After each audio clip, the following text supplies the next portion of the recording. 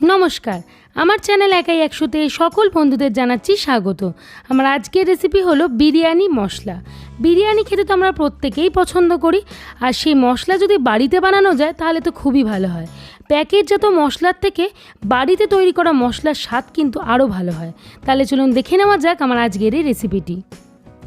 আমি এখানে শাহ মরিচ নিয়েছি এবং স্টার অ্যানিস নিয়েছি, এছাড়াও জয়ত্রী নিয়েছি এবং লবঙ্গ নিয়েছি, দারচিনি এবং শাহ জিরে রয়েছে, এলাচ লাগছে এবং জায়ফল নিয়েছি। এবারে আমি শুকনো খোলায় অর্থাৎ কোনো রকম তেল ব্যবহার না করে গরম কড়াইয়ের মধ্যে আমি একে একে শক্ত মশলাগুলোকে দিয়ে দিচ্ছি। অর্থাৎ জায়ফল দিয়ে দিলাম, স্টার অ্যানিস দিয়ে দিচ্ছি, এলাচ দিয়ে দিচ্ছি, দারচিনি দিয়ে দিয়েছি। সমস্ত শক্ত মশলাগুলোকে আমি আগে একটুখানি শুকনো খোলায় ভেজে নেব।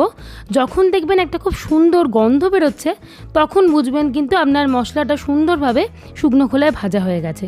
আর অবশ্যই কিন্তু গ্যাসের আঁচটাকে কম রাখবেন, না হলে কিন্তু মশলাটা পুড়ে যাবে। শুকনো খোলায় দেখুন আমার ভাজা হয়ে গেছে। আমি একটু ঠান্ডা করে নেব। ঠান্ডা করে নিয়ে মিক্সিং জারের মধ্যে দিয়ে দিচ্ছি। এবার আমাদের মিহি করে গুঁড়ো করে নিতে হবে। এবং বাকি মশলাগুলো এবারে আমি একটুখানি শুকনো খোলায় ভেজে নেব। তার জন্য লবঙ্গ দিয়ে দিলাম, শাহ জিরে দিয়ে দিচ্ছি, জয়ত্রী দিয়ে দিচ্ছি এবং শাহ মরিচ দিয়ে দিলাম। এবার এই সমস্ত মশলাগুলোকেও আবার সেরকম আগের পদ্ধতি অনুযায়ী শুকনো খোলায় ভেজে নেব।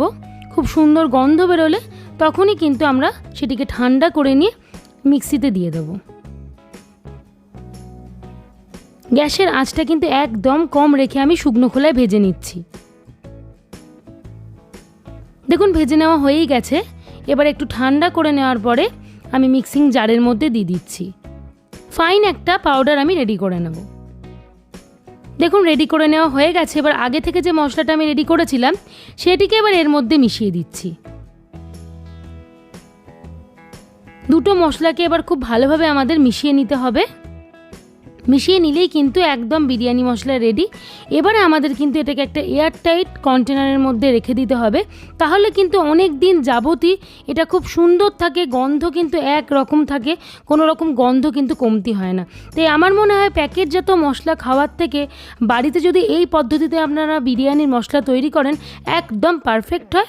তাই অবশ্যই বাড়িতে একদিন ট্রাই করুন এবং আমাকে কমেন্ট করে জানান যে কেমন লাগলো। যদি ভালো লাগে ভিডিওটি লাইক এবং আমার চ্যানেলটি শেয়ার সাবস্ক্রাইব করা অনুরোধ রইল।